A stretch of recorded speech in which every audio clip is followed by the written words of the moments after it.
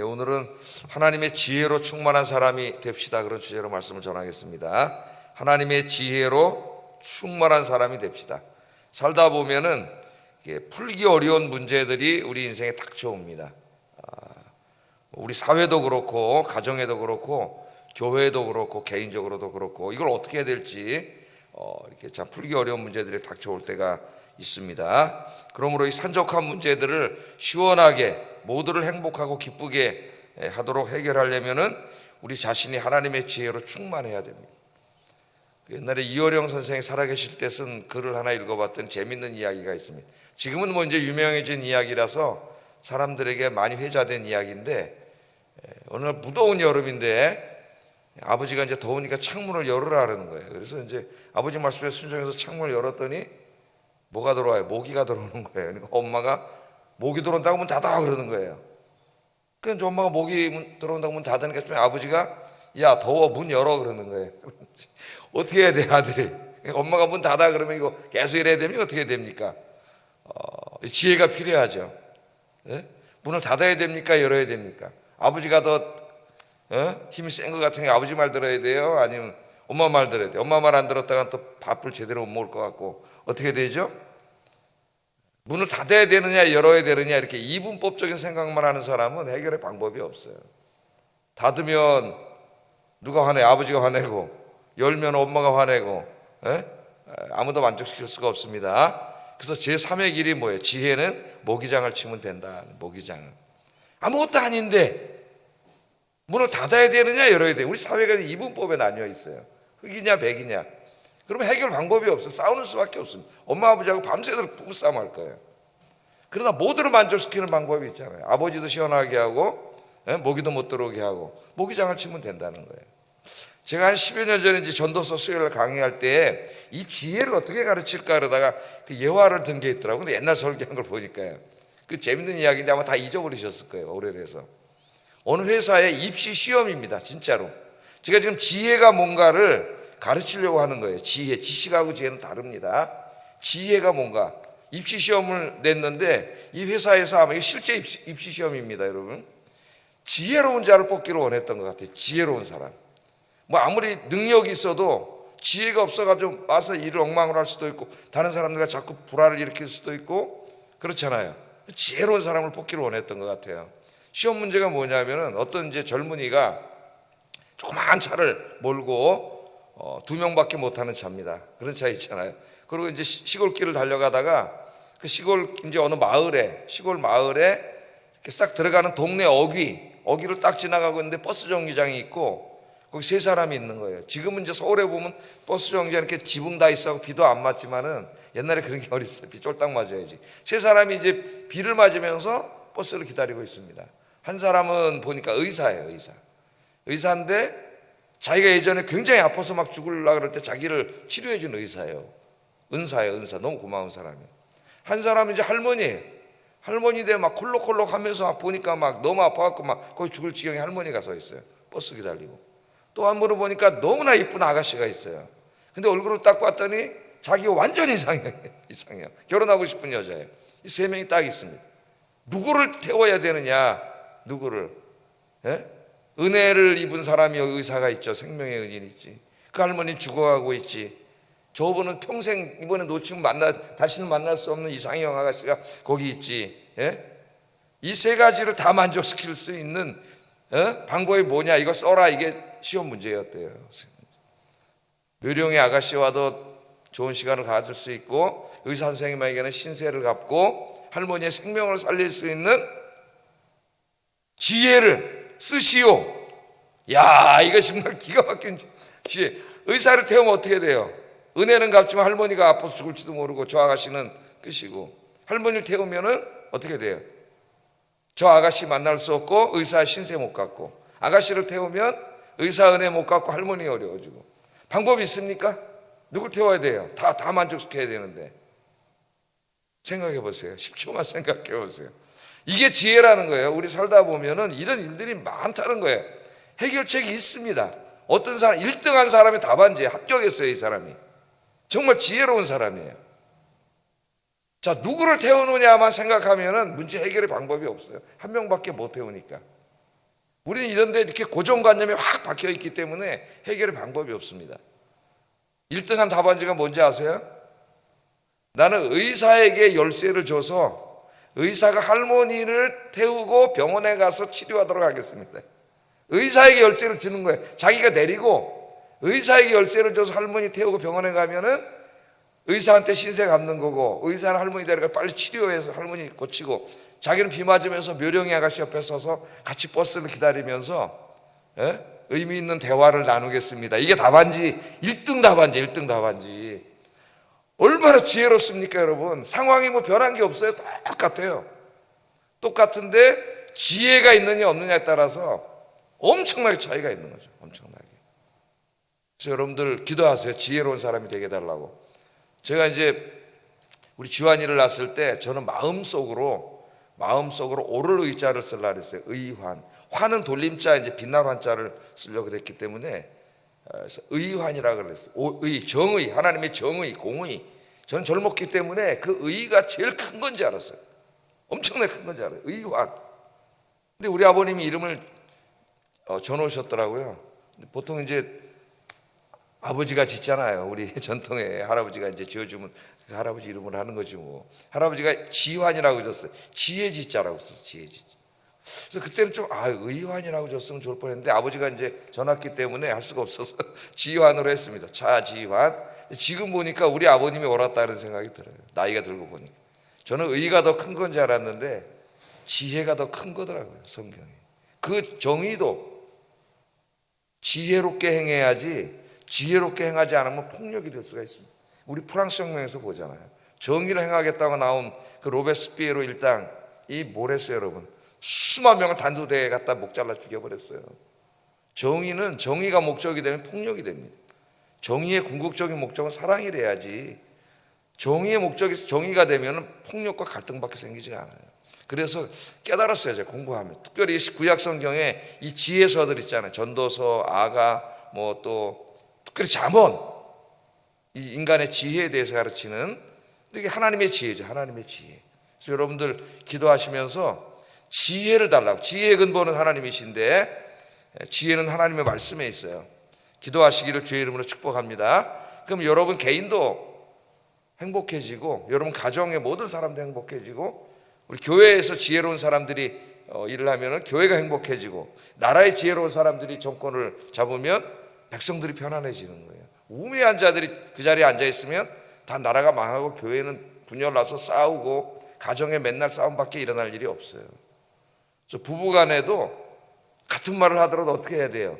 지혜롭게 해야 돼요. 지혜롭게 기도를 하셔야 됩니다. 자, 오늘 말씀을 보세요. 오늘 말씀은 그런 말입니다. 제가 이제 지혜가 뭐냐를 설명드리려고 여러 가지 말씀드린 거예요. 자, 솔로몬은 지혜가 가장 위대하다. 지혜가. 솔로몬 하면 뭐가 생각나요? 지혜. 솔로몬의 재판. 안 믿는 사람도 다 알아. 솔로몬의 재판은. 그 이야기 뭐 제가 반복할 필요가 없겠죠. 자, 13절 15절 한번 읽어보겠습니다. 시작.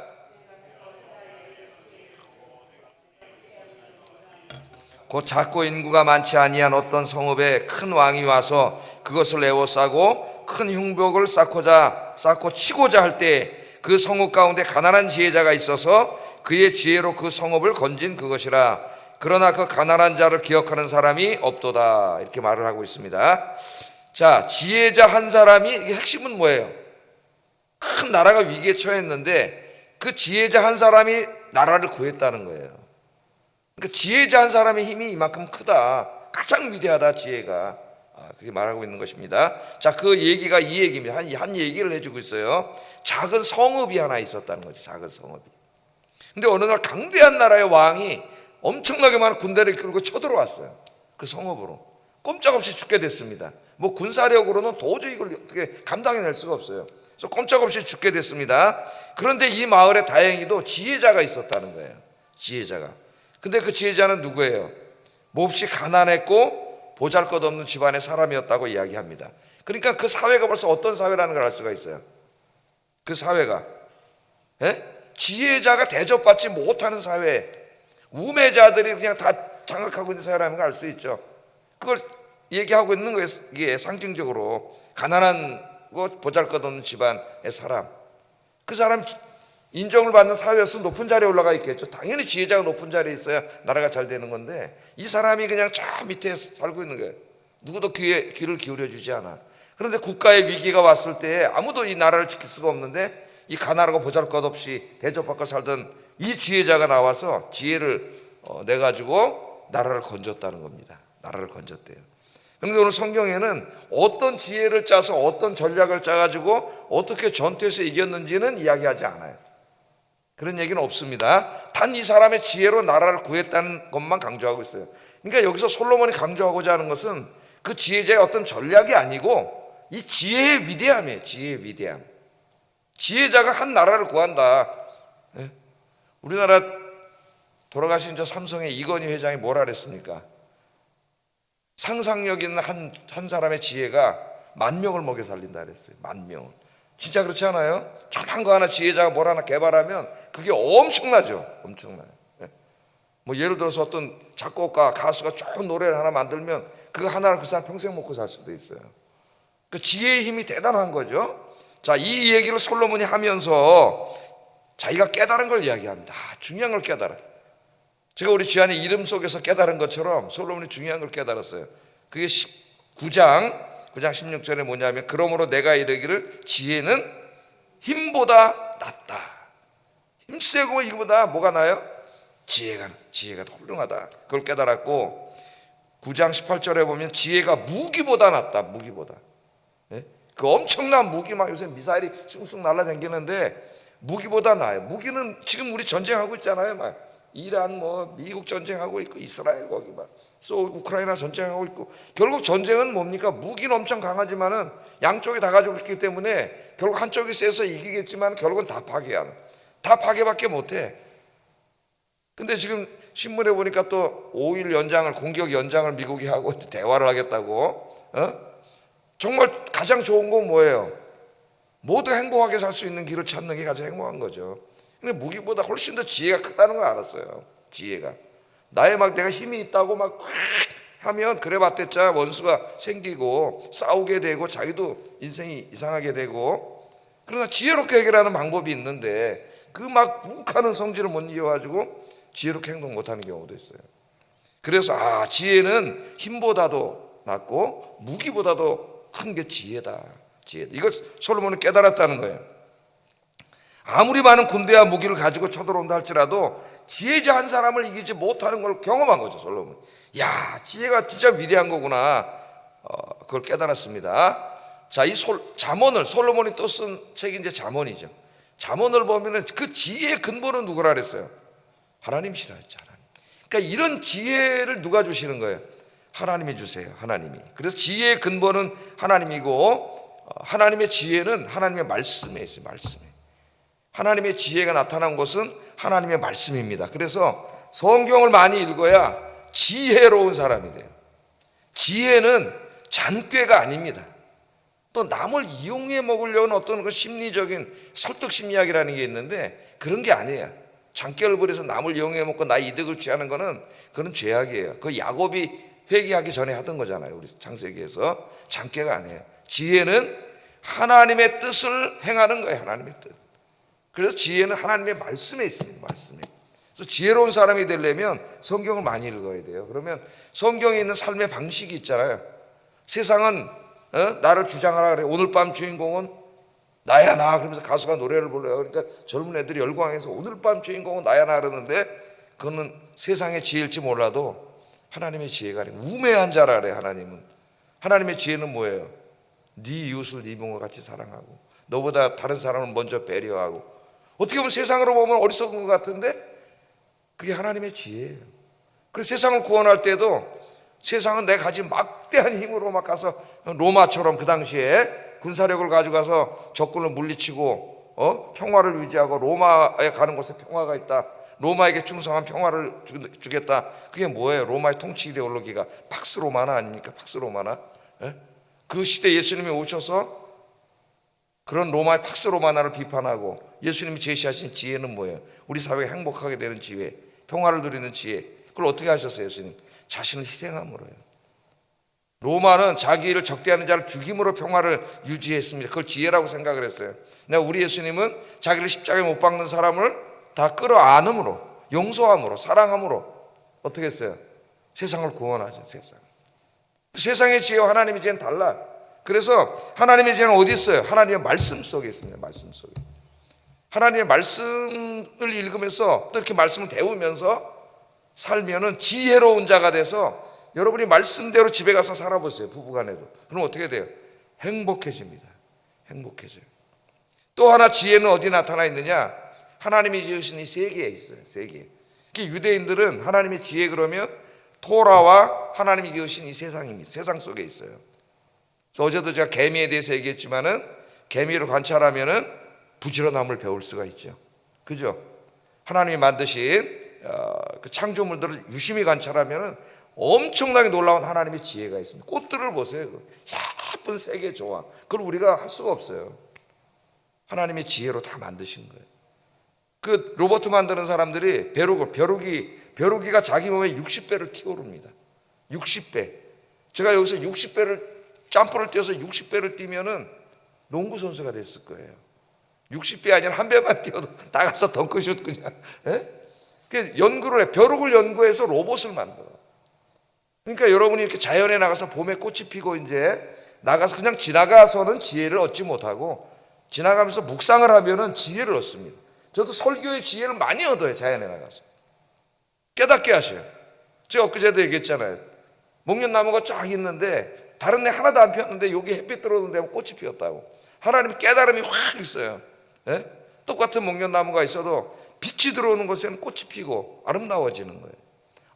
이게 교회 가서 예배를 드려도 어떤 사람 항상 그늘 속에 있고 어떤 사람은 하나님의 은총의 빛 속에 있어요. 말씀이 막 쏙쏙쏙쏙 막 들어와. 그래 꽃이 확 피는 거예요. 영육간에.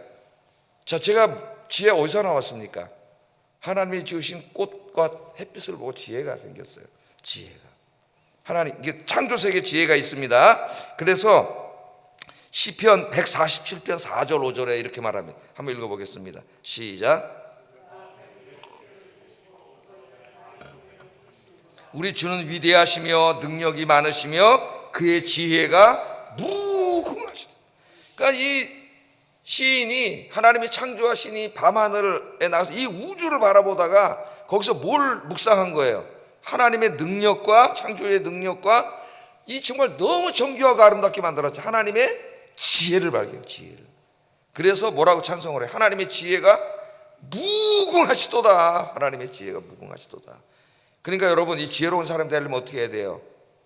기도해야 돼요. 말씀 묵상하면서 기도해야 되고 하나님 만드신 세상에 나가서 이 자연을 묵상하면서 거기서 하나님의 지혜를 배워야 됩니다. 자, 그러면서 기도해야 되겠죠. 그래서 야고보는 뭐라 그랬어요? 야고보 1장 5절에 한번 읽어보겠습니다. 시작. 모든 사람에게 후히 주시고 꾸짖지 아니하시는 하나님께 구하라. 그러면 주시리라. 그랬으니까 부부간에 자주 다투는 분은 기도하세요. 말씀을 의지하고 지혜롭게 말하고 그래서 행복한 부부가 되게 해주세요. 그리고 행복하게 되는 부모 자식 간에 가족 간에 다 마찬가지입니다. 교회 안에 마찬가지예요. 지혜를 주시는 분은 하나님입니다. 기도하면은 하나님 주신다. 후하게 주신다. 그렇게 말씀을 하셨습니다. 자, 그런데 안타까운 일이 벌어져요. 그 다음 말씀에 보면은 이제 우매자의 파괴적인 힘에 대해서는 내일 주로 이제 다음 주에 금요일 날 제가 얘기를 하겠습니다. 자, 어떤 일이 벌어지느냐? 이제 전쟁이 끝나고 사회가 평안해지니까 이런 일이 벌어졌어요. 15절 하반절 한번 읽어보겠습니다. 시작. 기억하는 사람이 없었도다. 나라가 평안해지니까 다시 지혜로운 자는 기억하는 사람이 없었다는 거예요. 자, 이게 무슨 얘기예요? 지혜자가 단지 기억 속에서 잊혀졌다는 말이 아닙니다. 어떤 말이에요? 기억 속에 없어졌다는 말. 그 사람을 나라를 구했는데도 그 지혜로 중요한 자리에 앉히지 않았다는 거예요. 다시 그냥 옛날로 가난한 사람 어디에 들어가서 시골에 살도록 내버려 뒀다는 거예요. 왜? 이 나라의 정권을 잡은 자들이 우매한 자들이에요. 우매한 자들. 그래서 이 나라는 다시 우매한 자들이 주도해가는 그런 나라가 됐다고 성경은 이야기하고 있습니다. 자, 어리석은 나라에서는 지혜로운 사람이 아무리 말을 해도 그 말을 듣질 않아요. 사람들이 지혜자의 말에는 우리 사회에도 보면 그렇지 않습니까? 목소리 크고 막 강성으로 막 말하고 막 이 강성자들이 나라를 정권을 잡으면 나라 망합니다, 여러분. 극단주의자들이 이미 좌든 우든 다 마찬가지. 좌의 극단, 우의 극단 이게 다 위험한 사람들이에요. 나라에 하나 도움이 되지 않는 사람들이에요. 예? 이 지혜자의 말 다 묻혀. 왜? 양쪽에 너무 극렬하게 싸우기 때문에 지혜자의 말은 다 묻혀요. 그러니까 결국 이 자들이 막 얘기하니까 정치하는 사람들이 어떻게 해요? 강성 발언을 계속해서 강성 지도자들 지지를 많이 받아가지고 국회의원이 되고 대통령이 되다 보니까 이 사람들이 하는 짓이 다 저 모양인 거예요, 나라가. 자, 이 나라 어떻게 됐을까요, 여러분? 뭐 그 다음 계속 얘기하고 있지 않지만 뻔하지 않겠습니까? 다시 우매자들이 나라를 잡은 나라가 다 망해버린 거죠. 망해버린 거예요. 이걸 안타까워하고 있는 거예요. 안타까워하고 있다. 그래서 플라톤 같은 사람은 민주주의 그 나라 망친다 그럽니다. 플라톤의 이상국가는 민주주의가 아니에요. 어떤 나라예요? 철인이 다스리는 나라가 돼야 되겠다. 거기 철인은 철학자를 말하는 게 아니라 지혜로운 사람이에요. 지혜로운 사람. 근데 어떻게 지혜로운 사람을 알아보고 뽑을 거냐? 그게 어려운 거예요. 못하는 거야. 민주주의는 뭐예요? 많은 사람들이 지지를 받은 사람이 지혜로울 것이다? 웃기는 얘기죠. 예? 어리석은 민중들이 따라다니다가 속아가지고 뽑고 맨날 이렇게 되는 거 아니겠어요? 그 지혜로운 사람, 그 누굴까? 우리 기도해야 되겠죠. 느헤미야 같은 사람, 그런 사람이 왕이 되도록 뽑히도록 기도를 해야 되겠죠. 자, 그런데 이 나라는 다시 어리석은 자들이 또 나라를 이제 망한 나라가 됐다는 겁니다. 이 말씀을 우리가 한 사람의 마음에 적용해 볼 수가 있어요. 우리의 마음에. 여러분, 솔로몬 생각해 보세요. 솔로몬이 맨 처음에 왕이 됐을 때는 그 하나님 앞에 기도했습니다. 내가 너한테 뭘 줄까? 그랬죠. 하나님 1,000번째 드리고 너 마음에 뭘 줄까 그랬더니 솔로몬이 부귀영화, 장수, 뭐 권력 이런 게 아니라 지혜를 달라 그랬어요. 정말 지혜로운 사람이에요. 이 내가 왕이 됐는데 이 나라를 다스릴 수 있는 지혜를 달라 그랬어요. 두 가지를 기도했어요. 이 나라를 다스릴 수 있는 지혜를 달라고 기도했고, 또 하나는 백성들의 소리를 들을 수 있는 귀를 달라 그랬어요. 귀를 들을 수 있는 귀. 권력을 잡으면 이게 막힙니다. 듣지 않아요.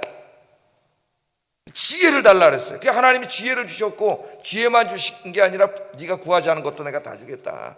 하나님 그렇게 말씀했죠. 그래서 하나님의 지혜로 다스렸을 때는 나라가 잘 되고, 그 솔로몬의 명성이 그 지역에 다 퍼져가지고 전 세계 왕들이 다 조공을 가지고 찾아왔어요. 그 유명한 왕 중에 하나가 시바의 여왕 아닙니까, 여러분? 예? 다 와가지고 솔로몬에게 감탄하라고 돌아가잖아요. 근데 솔로몬이 이제 중년이 되면서 교만해졌습니다. 권력이 다 생기고 자기 힘대로 다 되니까 교만해져가지고 그 다음부터는 어떻게 해요? 하나님의 지혜로 하지 않고 세상의 지혜를 바라보면서 따라갔어요. 그래서 다른 나라들과 외교적인 평화를 누리려고 공주들하고 결혼 정책을 펴가지고 나중에 왕비하고 처첩이 1,000명이 됐어요. 1,000명. 그 여자들이 오면서 자기만 옵니까? 자기가 섬기던 신상들을 다 가져와서 예루살렘 우상 숭배하는 나라가 됐어요. 그 나중에 하나님 솔로몬을 쳐가지고 다 나중에 망하고 아들 때 나라가 갈라져서 남북으로 나뉘고 그렇게 되지 않았어요, 여러분? 백성들은 원성을 사고 그 성 짓는데 너무 시달려가지고. 한 개인의 마음에도 지혜가 있고 우매가 있어요. 여러분 기도하시고 말씀 열심히 묵상하셔서 지혜로운 사람 되시기 바랍니다. 잔깨가 아니라 그랬어요. 하나님의 뜻을 추구하고 하나님 기뻐하시는 삶을 사는 게 지혜예요. 교회도 마찬가지입니다. 교회도 적용해 볼 수가 있겠어요. 교회 지혜로운 사람 누구예요, 여러분? 하나님을 진심으로 경외하는 사람이겠죠. 교회 지혜로운 사람, 기도하는 사람, 말씀을 주야로 묵상하는 사람, 말씀대로 살려고 몸부림치는 사람, 지혜로운 사람이에요. 우매한 자는 누굽니까? 기도하지 않는 사람, 말씀 묵상이 없는 사람, 고집과 독선과 자기의 이기적인 욕심에 사로잡혀 있는 사람이 우매한 자예요. 교회에서 누구의 말에 귀를 기울여야 됩니까?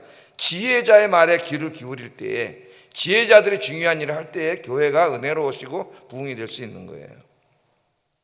교회 목사님과 기도하며 말씀을 묵상하며 하나님의 뜻을 구하는 경건한 분들의 말에 성도들이 귀를 기울일 때 교회는 은혜로운 교회가 될 수가 있습니다. 17절 한번 읽어보겠습니다. 시작. 지혜자들의 말들이 우매한 자들을 다스리는 자의 호령보다 나으니라. 자, 솔로몬은 우매자들을 큰 소리 치는 사람, 큰 소리 내는 사람, 목소리 큰 사람들로, 지혜자들을 조용하게 말하는 사람들로 이야기하고 있습니다. 지혜자는 목소리를 높여서 소란을 일으키는 사람이 아니라 조용하게 하나님의 뜻을 말하는, 조용하냐 시끄럽냐가 중요한 게 아니고 하나님의 뜻을 말한다는 거예요. 하나님의 뜻을. 우매자는 목소리는 커 핏대를 올리고 소리를 내고 막 자기 주장을 얘기하는데 하나님의 뜻이 아니에요. 자기의 고집, 독선, 아집 이런 것들이에요. 이런 것들을 얘기하는 거예요. 그런데 어떻게 되겠어요, 여러분? 은혜로운 교회는 지혜로운 사람들의 말을 들어요. 지혜로운 자들의 중요한 일을 합니다. 교회를 책임지고. 그래서 하나님의 교회가 은혜롭게 되는데 여기 막 싸움이 나고 막 그런 게 엄청 많잖아요. 지금도 재판관까지 가고. 그 교회는 누가 이걸 장악하고 있어요? 우매한 자들 직분자를 뽑아놔가지고 교회가 엉망진창이 되는 거예요. 우매한 자들을 누가, 우매한 교인들이 우매한 소리에 귀를 기울이는 거야. 여기 지혜자의 소리에 귀를 기울여야 되는데 지혜자는 묻혀요. 지혜자의 소리는 우매한 자의 소리를 듣고 목소리 큰 사람 소리 듣고 뽑았어요. 그 사람들 두세 명이 교회를 다 망쳐놓습니다. 다 망쳐놔요. 교회를. 전체 교인이 그러는 게 아니에요. 그럼 많은 교인들 90%는 울면서 기도해. 그래 소용이 없어요. 여기 몇 프로도 안 되는 사람 교회를 다 망쳐놔요. 그래서 기도해야 됩니다. 먼저는 내가 기도와 말씀을 무정한 성령 충만한 지혜자가 되게 해주세요. 내가 교회를 봉사할 때의 지혜자 뿐만 아니라 지혜자의 소리에 귀를 기울여야 돼. 지혜자의 소리를 기울이고 지혜자들을 교회 중요한 자리에 뽑을 수 있게 해주세요. 선거라 그럴 때 아무나 막 내 친한 사람이라고 밥 사먹다고 뽑지 말고 지혜로운 사람, 정말 이 교회 부흥과 하나됨을 위해서 헌신하는 사람을 뽑아야 된다는 겁니다. 이거 사회에도 적용할 수 있겠죠. 우리 사회에도 마찬가지예요. 나라가 의롭고 평화롭고 번창하려면 지혜자가 지도 자리에 있어야 됩니다. 국민들이 지혜자를 뽑아야 하고 지혜자가 나라를 다스려야 돼요. 그러나 나라가 망할 때는 백성들이 어리석어집니다. 그래서 지혜자의 소리를 듣지 않고 우매자의 소리를 들어요. 그래서 저 똑똑한 독일 국민들이 나치당 히틀러를 뽑은 거예요, 여러분. 그 히틀러를 뽑아놓으니까 전 세계 전쟁이 휩싸인 거예요. 국민이 어리석어진다니까, 망할 때는. 네? 지금 얘기하잖아요. 지혜자의 소리는 자가 묻혀 우매자들이 소리 지르고 막 속이는데 속는 거예요, 국민들이. 그러니까 정치하는 애들이 뭐라 하느냐, 국민들은 새떼라 그래, 새떼가. 예? 우르르 먹이 있으면 몰려댕기고. 그런 소리 듣고 국민들이 한심하게 살아야 되겠습니까? 예?